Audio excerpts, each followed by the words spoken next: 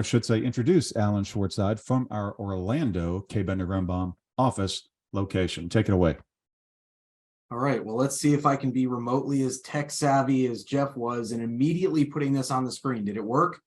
We see it. Yes. All right, I did it. Okay. Large and in charge. First of all, I want to say thank you to Jerry and Associate for joining us in this presentation. You know, I think that education is so important to us. I know it is to Associate as well. So we're really happy to be here with you today, Jerry. So to everyone else, welcome to Jumping into the Present. My name is Alan Schwartzseid. As they mentioned, I'm the managing partner of Kaye Bender Rembaum's Orlando office. We have offices also in Palm Beach County, in Pompano Beach and Broward, as well as in Tampa and in Miami by appointment only. We've got 21 attorneys within the firm. We all practice in the area of community association law, which hopefully is what you're here to hear about this evening. If not, you're probably in the wrong place, but you might as well stick around anyway because you're already here. 9 of those attorneys are board certified in this area of law. We also have 1 attorney board certified in construction law, who, you know, if you've got construction defect issues and things of that nature, or frankly, just problems at your building or in your community, that's something that we can address. So it's we're really happy, like I said, to present this seminar for your education tonight. When I say education, I want to be clear, it is not necessarily legal advice, especially if you are not a client of our firm. I'm not sure why, but we could make that happen in the future. But we can't really give any kind of legal advice. So what I'll be doing tonight during the question and answer portion is just giving general advice. And if it relates to the statutes, your governing documents, we might need to answer and say, well, you know what, I really need to look at your documents to answer that. And then you can choose whether to reach out to the firm or have your current counsel take a look at the issue. Hopefully I can give you guys some free legal guidance this evening. And I really hope that everyone that's here today gets a lot out of this presentation. So without further ado, let's get started. So you've got in all types of community associations a set of governing documents. Now, you'll note that co-ops are not included here. Really, when you talk about a co-op, the only change is going to be that instead of your declaration, you're really going to be looking at a master form proprietary lease. Other than that, most of what we're talking about here tonight is going to be the same as in a condo. So let's start with condos. You've got several documents. You've got your declaration of condominium. That's going to be the document that basically says, listen, here's what you're allowed to do, not allowed to do in this community. Here's what a unit is and what it's not. Here's what the common areas are. Here's what we can assess for and what we can charge, whether there is interest or late fees, which might be in the bylaws instead, and some other things. It's really about the operation of the community itself, okay? How you're supposed to maintain, how you're supposed to operate the community. Now, the same thing is going to apply to the Declaration of Covenants and Restrictions in an HOA. That's your CCRs. It's all of these documents. When we say the declaration, when we say the master form proprietary lease, we're talking about the association's constitution. What this is a contract that binds the members of the community to the association, says how they're going to interact with each other, and it runs with the land, meaning that if you sell your property, this document actually predates your ownership, so it supersedes your ownership. That's why the association can do things like lien for assessments and foreclose that lien against even your homestead property. Now, when I say you, I don't mean necessarily anyone on this call, but just understand that's really the reason that we're allowed to enforce these covenants, despite the fact that we're talking about your home or someone's home, is because you agreed to all of this by virtue of the fact that these governing documents were recorded before you purchased your property. And that's by necessity, because without having a declaration, you don't have a condominium, okay? So anything that's in the declaration is generally going to be presumed valid under Florida law, unless it's arbitrarily enforced or there's case law that says, no, you can't do that. Now, we've also got the Articles of Incorporation. And by the way, I'm mentioning these documents in order of importance, in order of priority, and in order of what a judge is going to look at first. Okay, so Articles of Incorporation is basically, here's the name of the corporation. We are forming a business entity, which, by the way, a lot of community association directors and officers don't understand. What you are doing by being on the board of an association is running a corporation. Whether you want to be or not may be a different story, but the reality is, pardon me, if you are on the board you are operating and maintaining and running a corporation. So you've got to have business judgment. You've got to have the association's best interest in mind. It's not just, well, I feel bad. It's not just, you know what, I think logically this is the right thing to do. It's in my best business judgment. Is this in the best interest of the corporation itself, the association? All right, so moving on to your bylaws. Oh, also the articles are going to state technically the purpose of the corporation, which is to operate and maintain a community association. Then you've got your bylaws. Now, most people think they control that day-to-day operation. That's generally going to be your declaration.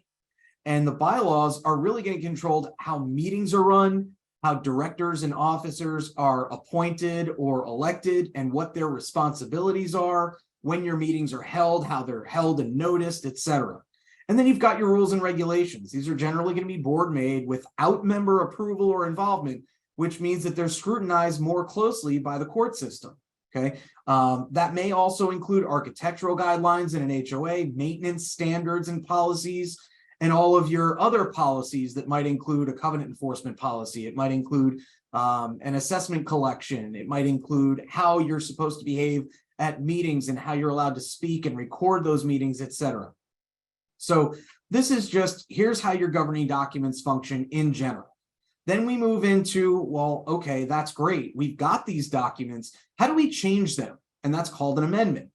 So if there is an amendment that's in place, and these are very brief notes of several different things that I'll go into slightly more detail about each one. Florida law imposes a 5-year statute of limitations on challenges to recorded governing documents and recorded amendments to those governing documents. For practical purposes, what that means is if you don't like an amendment that happened and the association tries to enforce it against you 6 years after it was recorded, and you think that the procedure of actually amending the governing documents was done wrong, sorry, but you're out of luck. That 5-year statute of limitations, if it's raised by the association as a defense to that type of lawsuit or as a defense to your defense, will basically preclude any argument that that amendment is invalid if it was recorded more than 5 years before that lawsuit was filed. So that's one thing to keep in mind, because I see a lot of people challenging the validity of amendments, 8, 9 years, sometimes 20, 30 years after they were put in place, or the governing documents initially themselves that they're challenging the validity.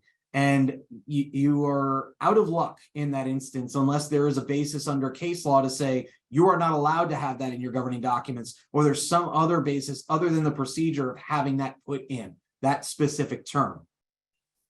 You technically can amend the governing documents without a member meeting if the governing documents are authorize it. You may be surprised to learn you can also have a board-only vote without the members if the governing documents authorize it. I've seen bylaws that say that a majority or 100% or 80% of the directors can amend either the bylaws or the declaration. And in that instance, the members might not have a right to say, we don't like this. That's one reason that I recommend not having a provision like that. You really do, even though it's going to be difficult to get your member vote, you do want the members involved in the decisions of what the governing documents say. And frankly, the reason for that is you just don't want to extend way too much power to the board of directors. You don't want to give them the authority to completely change the structure and the enforcement mechanisms and all of that regarding your community. There is an allowance for proxy voting when you're trying to have amendments. I've had people argue, well, yes, you're allowed to have proxy votes, but you're not allowed to campaign.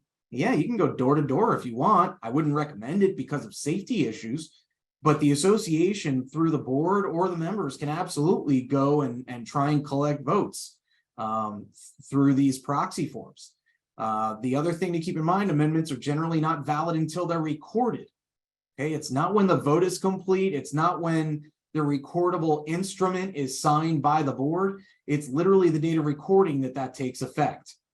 Some amendments, for example, a termination, may actually require more than what your general amendments may require under the governing documents. So for example, Florida statutes, and we can get into, or we will get into, well, which version of the governing documents, which statute, which year's statutes actually applies. But as of now, you need a super majority of the members voting to be able to enact a termination of a condo, in addition to some other procedures, including a lawsuit that we don't need to go into today.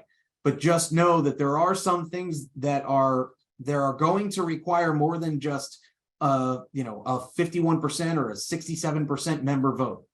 Now we talk about leasing restrictions. Those may only apply to the units or the lots, depending whether you're in a condo or an HOA or a co-op. Those specific lots who voted in favor of the amendment or bought in after, and that makes sense. And the reason it makes sense is because we're talking about someone's right to actually use the property the way that they might have intended. If you bought this as an investment property and suddenly they're not allowing rentals at all in your community, well, you shouldn't be subjected to not be able to use the property at all at that point. You shouldn't be required to move into that property in order to have any use of it. You shouldn't be required to sell it in order to be able to use it. So the bottom line is certain short-term rental restrictions can apply across the board now as of 2021. I think it was July 2021. But if we're talking about general leasing restrictions, they're only most of the time going to apply to the people that actually said, yeah, you know what, we want this in place, or who bought in after. So they bought in knowing, like I mentioned earlier, that this restriction was already in place and they're subject to it. We talk about suspension of voting rights. There is a fairly recent case, I think it's maybe 2 years ago now, but there is a recent case that basically says if your governing documents don't allow for suspensions of voting rights, you cannot suspend those rights, even though the statute says you can. And part of the reason for that is because that is a vested right, the right to vote. Now, we'll get into some more of that later, but that's the basis for, I think it's the De Soleil case that specifically talks about that. And then finally, we mentioned mortgagee approval for amendments. There is a statute under Chapter 720 governing HOAs, 720.306D. Essentially, it says you send a negative notice in, and you only need to do that, which, let me step back. Negative notice is where you say, we're going to presume you're okay with this unless you report back otherwise within a specific amount of time.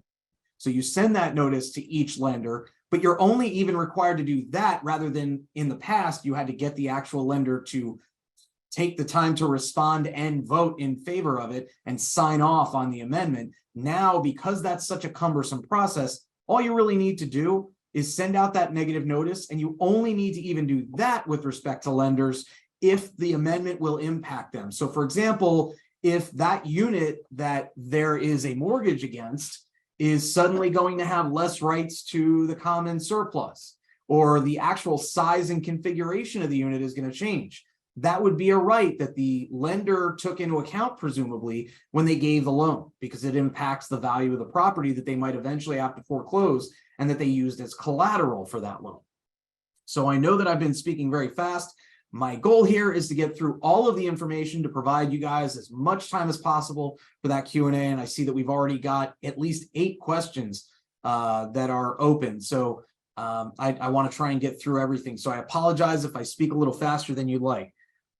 So true or false? I'm going to give you a hint. Most of these false, because we want to explain why there are misconceptions about a lot of things pertaining to community association governing documents and the way that community associations are required to operate.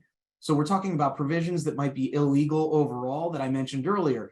Case law says you can't have a provision that says, and I'm Jewish, so I'm allowed to say this, but no Jews are allowed in our community. You can't do it. It's against it is against Florida law. Frankly, it's also against federal law. And some of these carryovers are from, the early 60s and 70s. But the Florida case law and now Florida statute are now saying, I'm sorry, but I don't even care if it's in your governing documents. You can't enforce it even if you try. And then another question is, what provisions of your governing documents are holding you back or costing you money that frankly you should be considering amending? And that is the nature of what we're here today to talk about is, how do you get your governing documents up to date?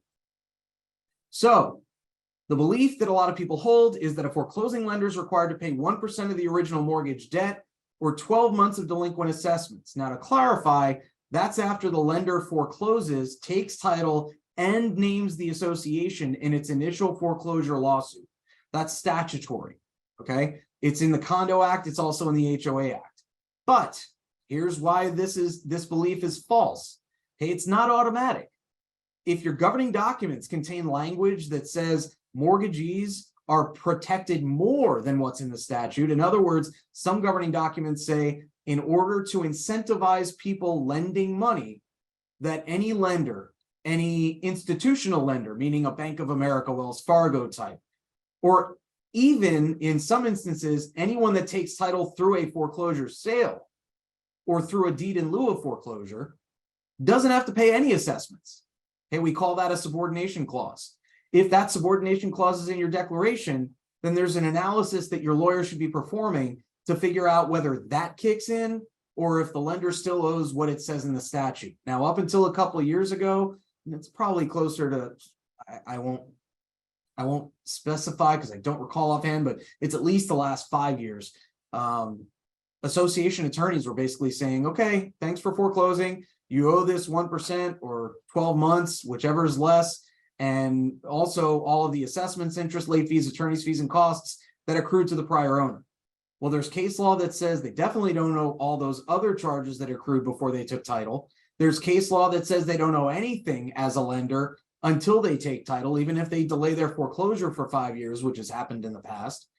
And they might owe even less, like I mentioned, if they end up taking title, but your governing documents say that they are subordinate, or your lien is subordinate to the lender and you're owed less money.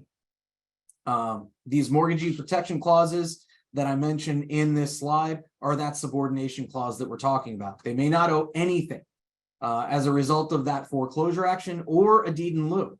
And it may not require under your declaration that the association is even named in the foreclosure action. So you might not even have noticed that any of this is going on. Now, there is an argument counter to what the lender might say. If they didn't name the association, they haven't foreclosed anything and they still owe everything. But that's becoming less and less likely to succeed as we see judges starting to understand this area of law and not understanding the concept of if you didn't foreclose my interest, it's not foreclosed. I know that might be a bit confusing, and unfortunately, it's confusing to a lot of judges as well from what I've seen. Next one, residents are prohibited from installing satellite dishes in your HOA. Well, that's not true, even if your governing documents prohibit them. And this is the Federal Over-the-Air Reception Devices Rule, which we refer to as OTARD. It basically says the association can enforce any provision governing satellite dishes being installed. You can't have an architectural application requirement for the installation. The only thing you can say is that we're going to limit where those devices can be located. And even then, only that required location doesn't impact the device's reception. In other words, if the governing documents say you can't have satellite dishes, the governing documents, that portion is not enforceable. If the governing documents say you have to submit an application, the only thing that needs to go on that application is I'm installing a satellite dish in this particular location. And then within the location, if that's in the governing documents, the association can't enforce it to be in a specific location if that location would get really bad reception versus a different location adjacent to or on the residence. So these are all things to keep in mind. You may not be able to enforce these types of provisions. Whether it's worth amending out or simply not enforcing it is up to the board. I always say if you're already going through an amendment, you might want to consider adding to the amendment to remove some of these unenforceable provisions so that it doesn't look like the association is simply ignoring its obligations to enforce these rules and is letting things happen that shouldn't. Okay, another similar one. Lawnscaped grass lawns must cover the bulk of the front yards in our HOA. Nope. In an HOA, keep in mind, this is not condos, this is not co-ops necessarily, and well, it is not co-ops, this is only HOAs. Section 720.3075 of the Florida statutes says you can't enforce a provision of your governing documents that prevents a property owner from installing Florida-friendly landscaping. Now, that Florida-friendly landscaping, it seems, could be pretty much anything that is going to be environmentally conscious, so to speak. And the law also says the association can enforce landscape maintenance standards during water shortages. In other words, if you've let your plants die and your grass die because the municipality or the state has basically said, yeah, you can't water your grass more than every so often, the association can't go after you for it. There was nothing you could do to control that. So just keep these in mind as well. Another one, the board has so, and when I say another one, what I mean is another thing that people almost always misconstrue in my experience. The board has sole discretion. In other words, you can do whatever you want, making power when it comes to filing lawsuits. Well, yes, the board does generally get to decide whether to file lawsuits on behalf of the association. But section 720.30751B of the Florida statutes basically says the association can't be prohibited from suing the developer. In other words, we want to protect the association from things that the person or the entity that developed the community did and might have done wrong. And also section 720.303 of the Florida statutes says that the association, and keep in mind, these are both HOA only, the association can't file a lawsuit where the amount in controversy, meaning the amount the association is trying to recover, is over $100,000 unless the members vote to authorize that action. Now, as a practical matter, as to this second one in particular, if that lawsuit is filed without the authorization, it's intended as a shield to the members, not a sword to be used against the association. What I mean by that is the association can generally go back and get the member vote after the fact if that becomes necessary because someone challenges this. The case gets put on hold. The association goes back to the members and says, hey, we were supposed to do this. We screwed it up, but we need you to vote now. If they don't get that vote, then unfortunately that case might need to be dropped. But if they do get the vote, they go back to the judge and say, here's the result of the vote. We think that it was valid as a balloted item, and we're ready to move forward with our lawsuit. So it's kind of a no harm, no foul, but it's a little bit of harm if there's a foul. Another one, all new owners go through the screening process in our community. No, not necessarily. Okay, there are mortgagee protection clauses that say that if a lender takes title at its foreclosure sale, or in some instances, like I mentioned earlier, that subordination clause might also say that a third party who purchases the property. And in case I didn't mention what a third party is, that's essentially anyone other than the plaintiff in a foreclosure lawsuit that's willing to bid more than what that lender, or in our case, the association, was owed to satisfy that judgment that they obtained in order to schedule that foreclosure sale. In other words, someone else was willing to come in and buy the property at the foreclosure sale. Okay, if your governing documents say that that person doesn't have to go through a screening process when they're selling the property, they don't. It might not require that it won't be able to require that for the foreclosure sale itself, which is something that I've also had people ask about. Can we decide who gets to buy and who doesn't at a foreclosure sale? The short answer is no, and that's statutory. What you might be able to control in that instance is who actually moves into the property, but that's only going to be if your governing documents authorize you to control that. And then again, look at the words carefully. Does it say purchaser or buyer? That goes into, was this a foreclosure sale or was this a regular sale? And then finally, what are your responsibilities with respect to screening?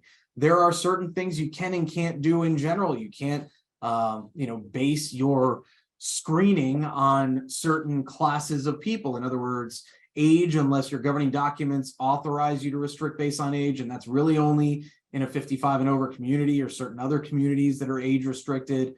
You can't base it on sex, marital status, family status, race, color. I think those are most of the ones that actually go into directly in the Florida statutes regarding Fair Housing Act and some other issues. So many of these will allow for screening once the lender and foreclosure purchaser goes to sell it. Some don't. And again, that's to incentivize people to actually lend money in your community. If you have impediments to actually doing what you need to do, once you have to foreclose this property, you already haven't been paid. Now you can't sell it. Why would I lend money in this community instead of a different community to a different owner? So again, these subordination clauses, everything that's contained in them is literally just an incentive to lend money within your community. And then another misheld belief is that once the law changes, meaning the Florida statutes change, that change is automatically incorporated into your governing documents and the way that your community operates. That's not true. There's a case, Kaufman versus Scheer, and it is like one of the biggest cases in community association law. And it basically says that if there is a procedural shift in an amendment to a Florida statute, chances are that's going to apply across the board to all communities that incorporate the statutes. If it's a substantive right that's being changed, in other words, you're changing, like we said earlier, the voting percentage attributed to your unit, your size of your unit, the size of your lot, things of that nature, the right to pursue a lawsuit that you've already acquired. If those types of rights are being changed by a statute, then it will only be incorporated in most instances if your governing documents actually incorporate the statute. And here's the magic words: as amended from time to time. So if it just says the declaration is to be construed in conjunction with the Condominium Act, but it doesn't include that from time to time language, then those changes might not be incorporated if they're substantive changes. You're changing rights versus changing procedures, which will likely be incorporated even if that language isn't there. Okay, so again, there are instances where the changes to the statute will apply, but there are times when it won't. Essentially, what we're saying is you can't change a fundamental contract right under the Declaration, which is a constitutional right not to have a contract impaired by statute, unless there's a compelling public policy need. And that's the one instance where those substantive rights might still be changed, even though you don't have that language in your declaration. We move on to residents being prohibited from having clotheslines in the association. No. Section 163.04 prohibits associations from enforcing documents that prohibit energy devices based on renewable resources. Now, this includes clotheslines. There's a case that's fairly well known that talks about skylights in a condo or HOA context, where the association was supposed to be dealing with the roofs and things of that nature. That doesn't mean you can do whatever you want, but it does mean that chances are if you want solar panels, you're going to be allowed to have them. Now, this particular statute does also, just like OTARD, says that you are allowed to govern where those solar panels are located. But again, if they're impeded by that location, in other words, your neighborhood is set up in a way where the solar panels are only going to be away from the sun or in the worst possible place, and they're not going to function properly as designed because they're not going to collect enough sun because the sun doesn't hit that spot throughout the day, then chances are the association would need to allow someone that's trying to install them, that actually requests it, to go ahead and install them in a different location that's going to be, practically speaking, more productive for the solar panels. So in other words, you can only restrict if it doesn't impact the effectiveness of the energy saving function. That's the way that it's worded in the statute. Okay, another one. Our community can enforce rules prohibiting minors from using any of the rec facilities without an adult present. We're talking about pools, gyms, and things of that nature. That one is not true either. Federal and state fair housing laws, like I mentioned earlier, prohibit discrimination against families with children. There are several appellate decisions and administrative cases through the DBPR and through federal avenues that have imposed fines, penalties, and damages, meaning lots of money, that the associations and individual board members had to pay for enforcing rules that had a discriminatory effect. Now, okay, so here's where I did make some notes that we're talking about race, color, national origin, sex, handicapped, familial status, and religion. Those are the criteria that you cannot base any decision upon as a member of the board or as a community association as a whole. Now, the thing to keep in mind here is that this includes people being impacted differently, even if the intent wasn't to discriminate against a certain group.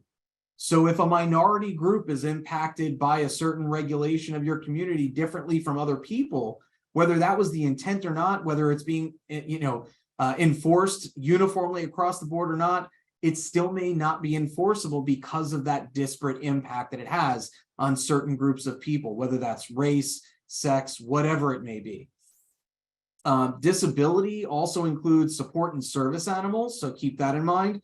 We're talking about reasonable accommodations of your rules to allow people the same use of the facilities and your building and your amenities as everyone else would have, possibly reasonable modifications to the actual common areas and common elements as well. But that's a subject for a whole other seminar that I'll actually be giving to some extent in a couple weeks, in actually 4 weeks at the Orlando Condo and HOA Expo. So I'm going to save that for then, unless we've got questions in the Q&A later on that we actually are able to get to. Moving along, the board must obtain a vote of the owners before making any material alterations. No, the governing documents may say that the board gets to make those alterations no matter what. There's an exception to almost every community association's requirement of a vote if there is necessary maintenance being performed. So for example, there is an actual case that talks about what's called a rock revetment wall. It's basically what you see at the edge of a waterway that shores up and protects whatever buildings, sidewalks, grass, etc., from that waterway spilling over and causing damage. So because that rock revetment wall, which was being altered to, I think, a different kind of stone, but it was more protective for the association. In other words, it was for purposes of necessary maintenance. There was no requirement that the association obtain a member vote in order to change that. Now, the other thing is, if all of a sudden, and this is a similar idea, if the association used to use certain materials that are suddenly no longer available, you might not need a vote of the members either, because it's not like you're intentionally changing it. I would talk to your council about that one so that you can make a determination of whether it is truly a maintenance necessity to change the appearance, which is what we're talking about with material alterations. It's just changing the appearance of any part of your community. So for that one, I would reach out to your council. And then in an HOA, there may be limitations on expenditures. In other words, the association's allowed to make certain changes unless it's going to cost more than X dollars or X percent of the annual budget, or there may be other things in your governing documents that say you don't need that vote. Okay, another one that is misconstrued very often is delinquent assessments accrue interest at the rate of 18% no matter what, and a $25 late fee applies no matter what. Okay, both wrong. The common interest realty statutes, which we're talking about, the HOA, condo, and co-op statutes, all require the association to charge a late fee in their recorded governing documents. And if your governing documents don't provide for late fees, you might not be able to charge them at all. Now, the other thing that I see people making mistakes on, including a lot of managers, those late fees, and frankly, I'll be candid, it applies more to self-managed communities who don't ask questions of their manager because they don't have one, and don't ask their attorney because they don't have one or don't want to pay them. You can only charge one late fee per installment. So for people who are annual assessments, quarterly assessments, it's not one late fee per month, unless you are unilaterally deciding and putting something in place. In other words, some type of resolution of the board that you're going to charge a percentage of that annual late fee. So for example, if it's $25, you're going to split that 12 ways and charge about $1 per month or $2 per month. Now, the other thing to keep in mind, it's not mentioned here, but the statute actually says that if the governing documents provide for it, your late fee can be the greater of $25 or 5% of the installment. It's not an automatic $25. And if your governing documents say 5% of each installment, that figure may be more than $25. Okay, so you might be able to charge a greater late fee. And frankly, the people that are causing issues within your community that don't have a real basis to have not paid on time and are not making the effort to try and work out a settlement with the association towards those past due assessments, my position has always been that, yeah, they deserve to incur those late fees and that interest, because they're putting the association in a position where you don't necessarily have the funds to properly operate and maintain the community because those assessments weren't paid. That's the purpose of a budget, is to be able to properly operate and maintain your community. Without those assessments being paid, you can't necessarily do that. And then the burden gets shifted to the entire rest of the dues paying community. So back to this, interest accrues at the rate set forth in the governing documents. If the governing documents don't set a rate or don't say that interest accrues, then you defer back to that 18% figure. Okay, but it might be less. It can't be more than 18% under Florida law. Okay, if a pipe in a wall only provides service to one unit, that unit owner is responsible for maintenance. Well, that might be true, it might not. You really need to look at your governing documents. Okay, the declaration of condominium is going to describe the boundaries of your units, okay, what is and what is not a unit, and also allocates responsibility. And by the way, whatever's not a unit is usually going to be common elements that the association is responsible to maintain, which is where we go with this. It's also going to allocate the responsibility for maintenance of the condo property to the association or the individual unit owners. I don't know if I mentioned earlier, we have several mediators within the firm, and I'd say about half of the mediations that I've done are pertaining to community associations, condos in South Florida, who had to figure out how to settle a situation where they weren't sure who was going to be responsible for the cost of flooding in a unit because a pipe burst. It happens so frequently. And yes, there are protections that the association can take, but they don't always work. So bottom line, changes to these insurance statutes may make those cases harder to pursue as well. So what you want to do is have your attorney take a look at your governing documents, determine who's responsible, and then go from there. Okay, so what have we learned? Very briefly, going back through, we talked about safe harbor and mortgagee and third-party liability that may be limited in old language to the governing documents. You might want to amend that language, and the way of doing that is not making it retroactive so that it only applies to mortgages that are given after these governing documents are amended. At that point, the statute does kick in and you are entitled to at least your 12 months or 1% of the original mortgage debt. Your architectural guidelines and requirements need to account for renewable resources as well as satellite dishes and similar things. The powers granted by the governing documents may be limited by statute. You might be losing money from interest and late fees that you're not charging because your governing documents say you can, or you're probably should amend so that your governing documents do allow you to charge those. I've often seen, I won't say every time, but I've often seen that when communities amend those governing documents and do allow for those late fees pay for the amendment process. So just keep that in mind. If you're looking at it as well, this is going to be costly, it might not be as costly as you think, and it might also be covered by those late fees over the course of, let's say, 3 to 5 years. And you don't have to amend that provision again after that. So the other thing to keep in mind, rights of first refusal are different than rights of approval. If you have a right of first refusal, which we didn't talk about, that's generally going to be the right to say, well, you know what, we're going to offer an alternative buyer for this property or an alternative tenant for this property because we're rejecting this person. That's something that the association won't have an obligation to do unless the governing documents say that you're obligated to do it. We talked about how new laws might not apply to your association due to limiting language in the governing documents or just language that should be in the governing documents but isn't. And then old language in your governing documents and your rules and regulations might expose the association to discrimination claims. So that should be removed if you can, and at a minimum should not be enforced when we're talking about those discriminatory age, sex, race, those types of restrictions. Okay, so a little fun. Owning a home in an HOA may be hazardous to your health.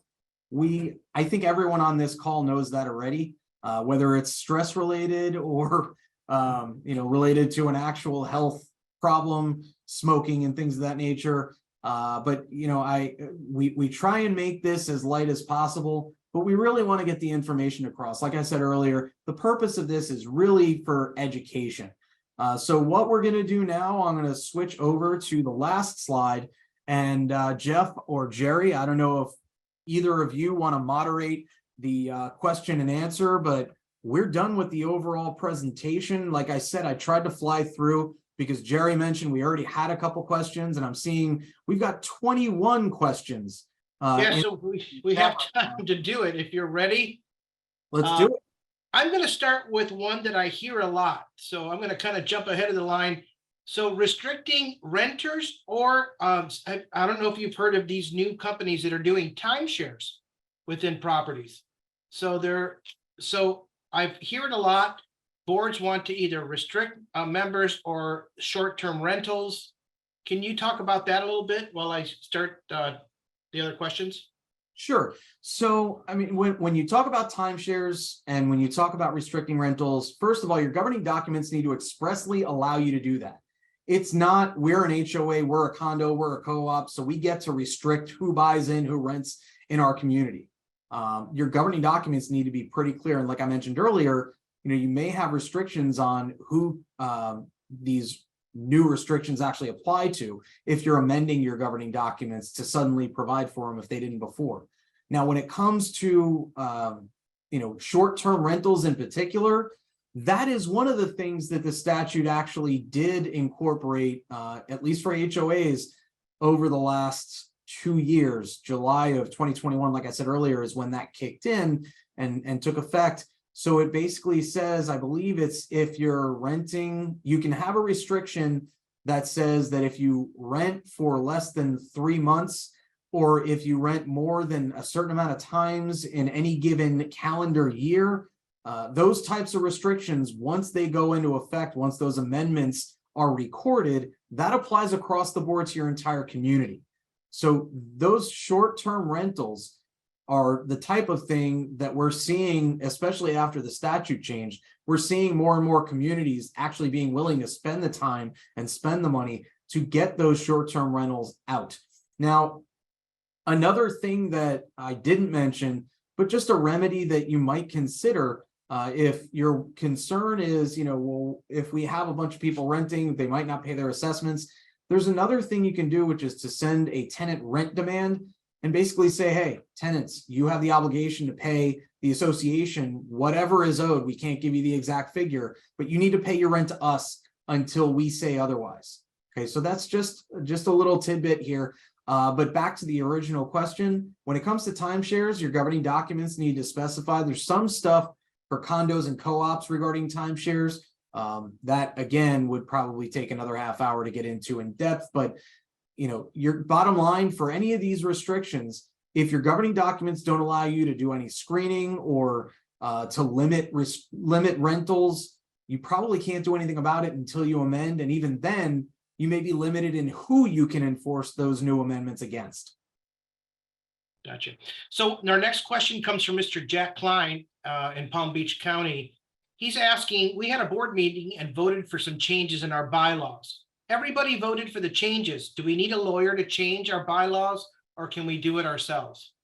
Technically, you can do it yourselves. My strong recommendation in any of these instances where you're amending the bylaws is to have an attorney take a look at the proposed amendments. Part of that is some of the things we discussed earlier. You might be putting something in there that it's against Florida law, and you might be following that thinking, oh, well, we did what our bylaws tell us to do. And in doing that, you may be ignoring the fact that you are violating Florida law every time you do that one thing for your community.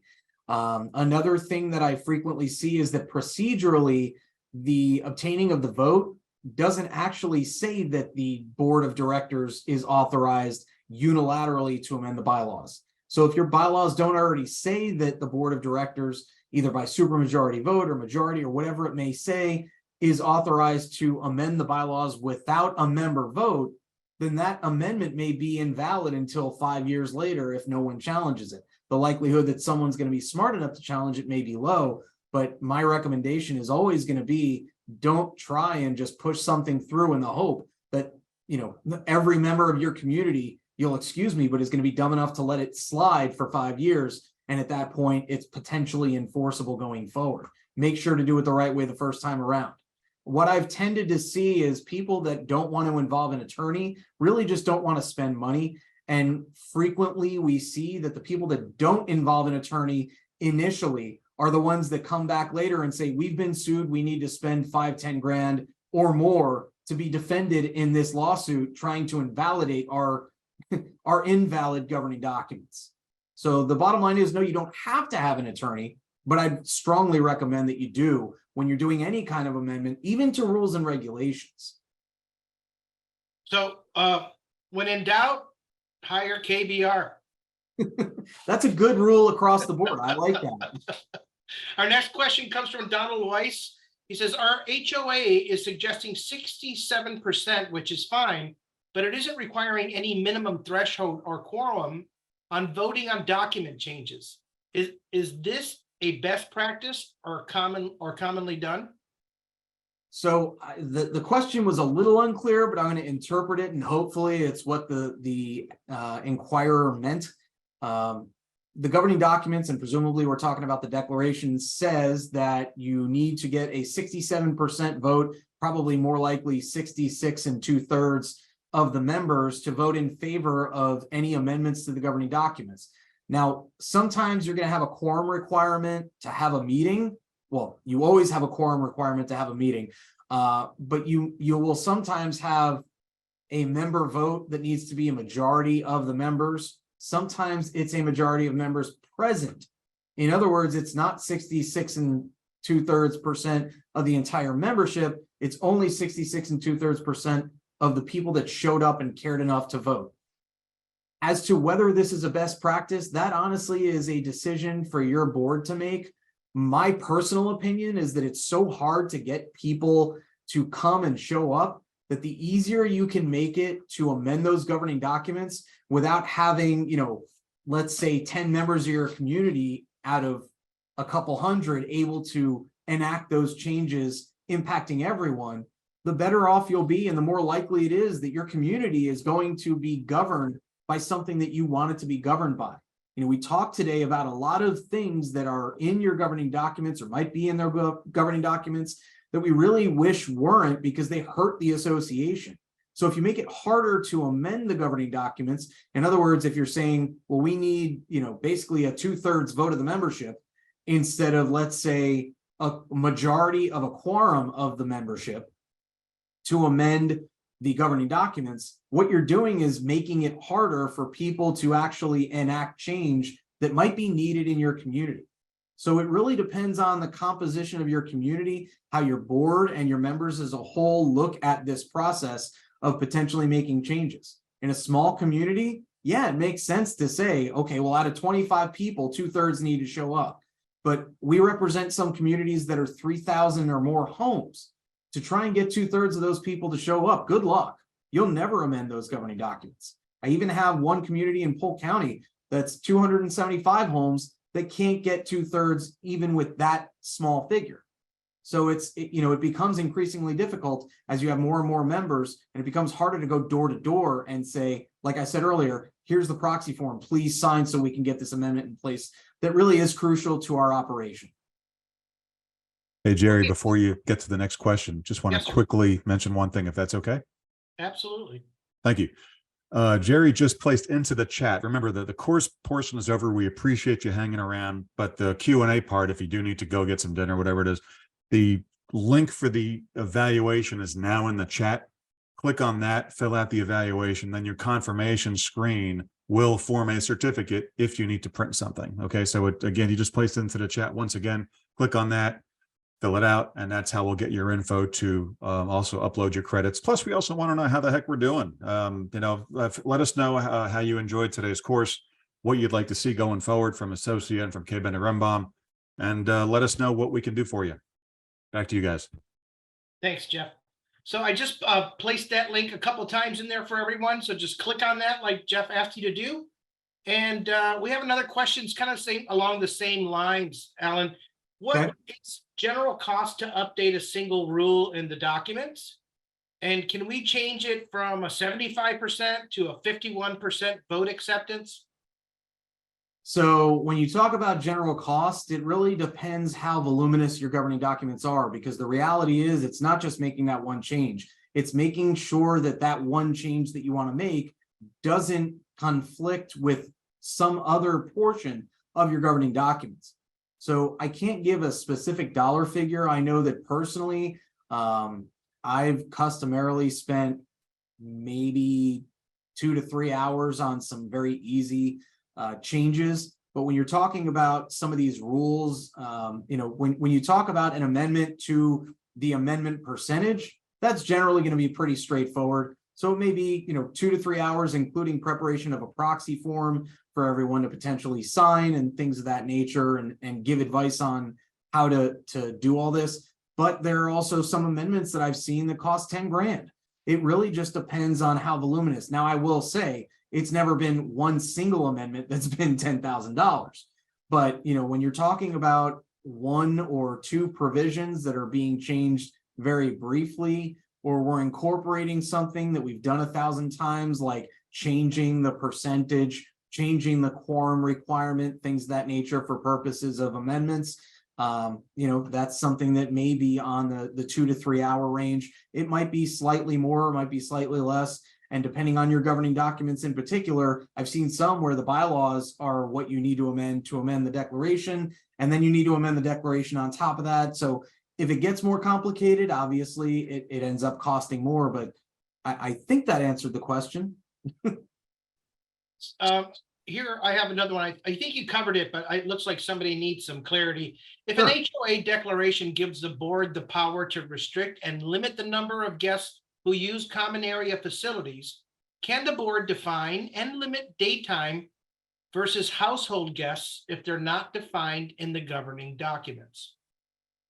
I'll put it this way. Can they? Yes. The board can include whatever they want in the governing documents, and that may be enforceable. But if I was representing that community, I would prefer to see it in the governing documents. Now, it may be that as a practical matter, that is one of the communities that requires a 2/3 vote or a 75% vote, and practically speaking, that's just not feasible. So, I think it would be better in the governing documents to have that definition. But as long as that definition is located somewhere in an actual governing document or the rules and regulations, which presumably are being recorded in the county public records, that might be sufficient. I can't give a definitive answer as to whether that's good enough or not. And I know that that's the question being posed. But frankly, the definitive answer is it's up to a judge. Understood. So this next question comes from an anonymous attendee. Okay. Good luck with getting your certificate name on that, right? So our last attempt to amend and restate our docs did not pass. A resident is saying that because electronic voting is not in our docs, that it's illegal. We are an HOA in Palm Beach County. Generally speaking, you probably only need to pass a resolution. It needs to be in the governing documents, but not necessarily in the bylaws or anywhere else. It just, my understanding has always been, you just need a resolution of the board that says we're going to use it. Where a lot of communities get tripped up is that they don't bother with that resolution. They just go ahead and use it. So you basically have to have a board vote. And then keep in mind that the members might also need to individually authorize their participation.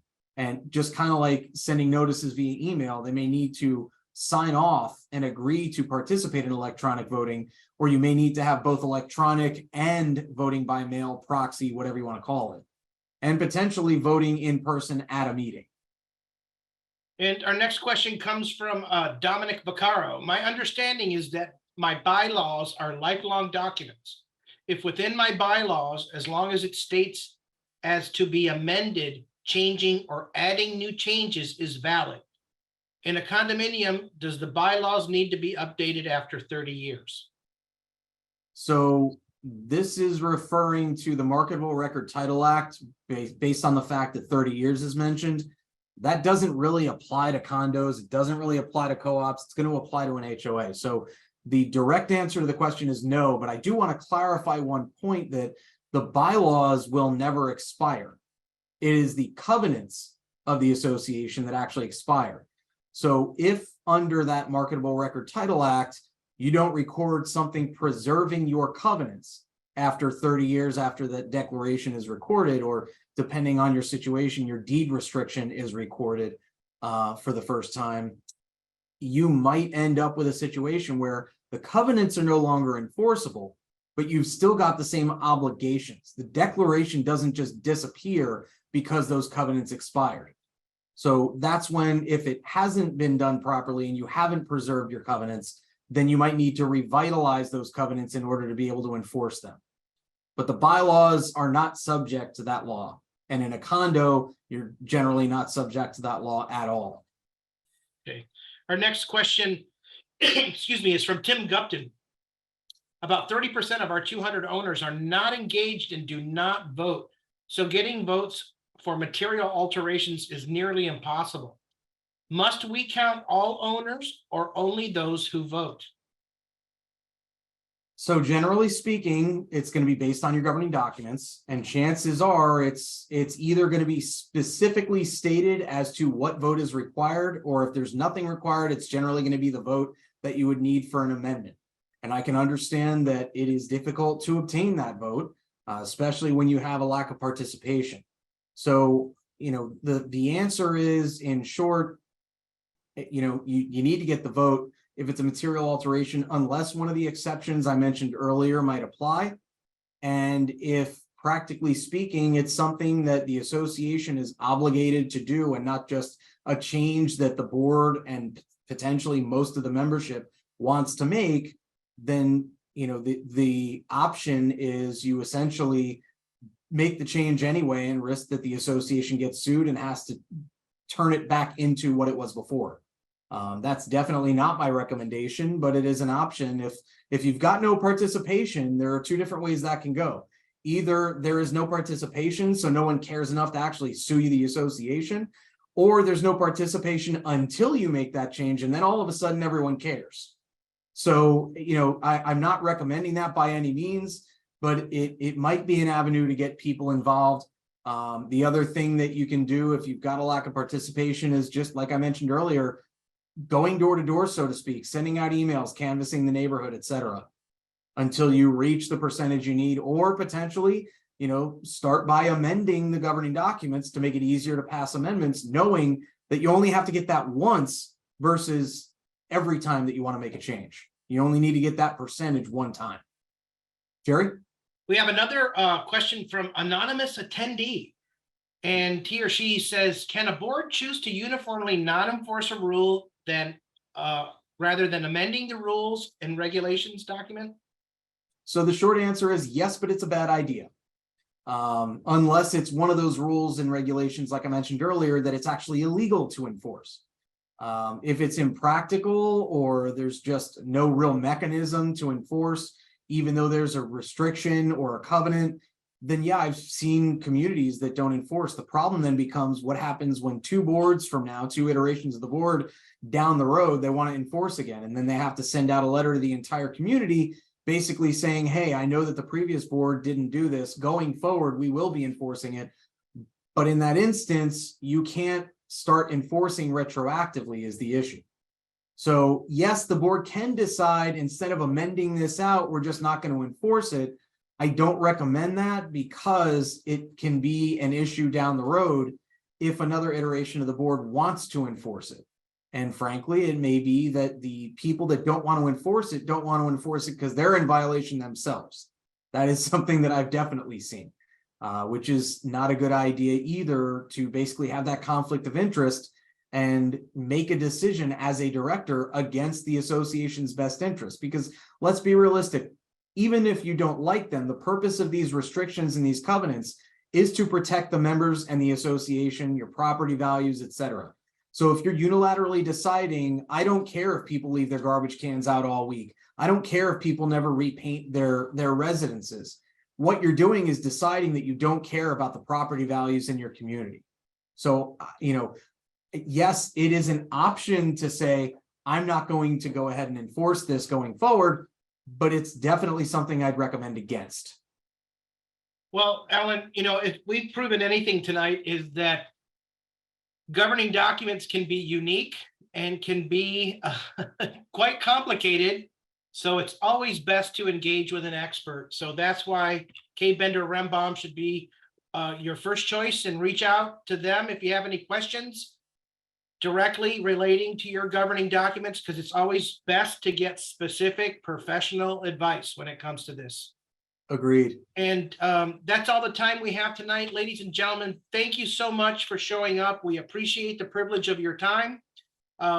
Thank you for the consideration to Kaye Bender Rembaum, to Alan, to Jeff Solomon, and from us here at Association Services of Florida. We love to bring impact to communities.